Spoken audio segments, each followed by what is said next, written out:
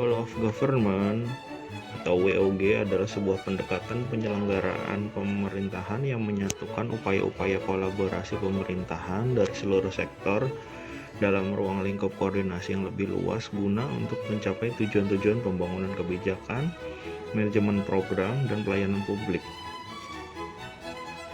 Praktek WOG dalam pelayanan publik ada 4. Yang pertama, pelayanan bersifat administratif. Pelayanan publik yang menghasilkan berbagai produk dokumen resmi yang dibutuhkan warga masyarakat. Praktek WOG dalam pelayanan administrasi dapat dilihat dalam praktek-praktek penyatuan penyelenggaraan izin dalam satu pintu, seperti kantor dan samsat. Nomor 2, pelayanan jasa. Pelayanan jasa yang menghasilkan berbentuk jasa yang dibutuhkan warga masyarakat seperti pendidikan, kesehatan, ketenagakerjaan, perhubungan, dan lain-lain. Pelayanan barang.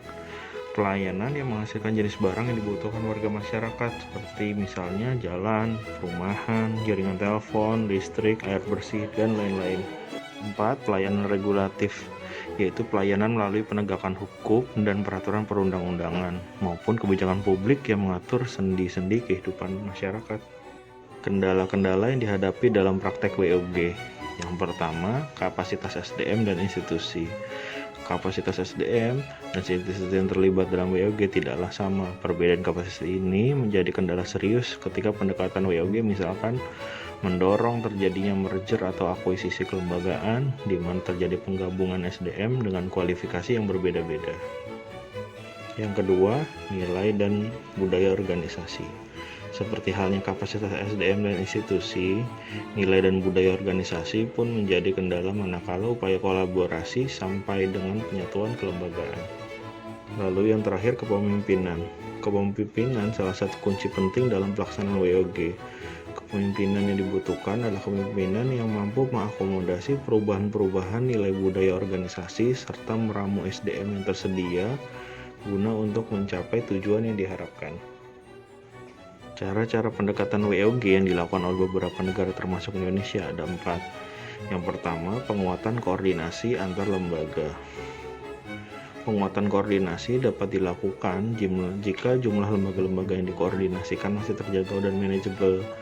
Dalam prakteknya, span of control atau rentang kendali yang rasional akan terbatas. Salah satu alternatifnya adalah menggunakan jumlah lembaga yang ada sampai mendekati jumlah yang ideal untuk sebuah koordinasi. Dengan jumlah lembaga yang rasional, maka koordinasi dapat dilakukan lebih mudah. Yang kedua, membentuk lembaga koordinasi khusus.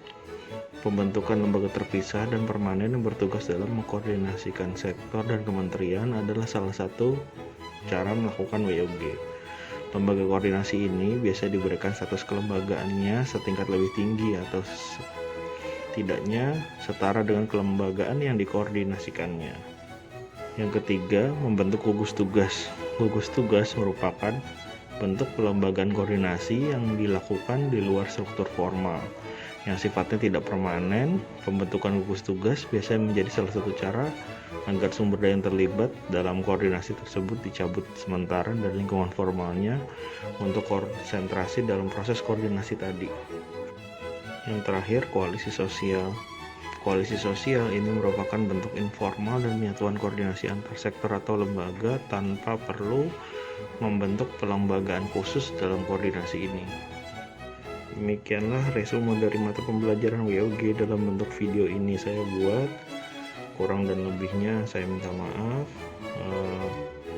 Terima kasih. Wassalamualaikum warahmatullahi wabarakatuh.